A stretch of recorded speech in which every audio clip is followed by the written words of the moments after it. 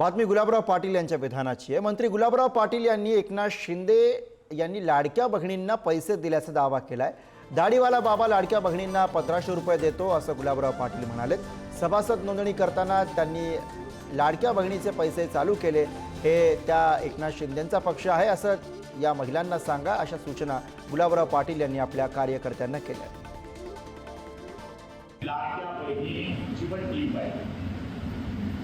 1500 रुपये देतो आपण दाढीवाला बाबा, 1500 रुपये देतो।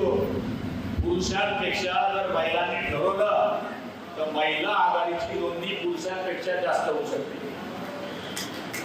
फक्त यांनी एकच सांगितलं पाहिजे की तुम्ही सभासद नोंदणी करा, तर कोणता पक्ष ज्यांनी लाडक्या बहिणीचे पगार चालू केले ते एकनाथ शिंदे।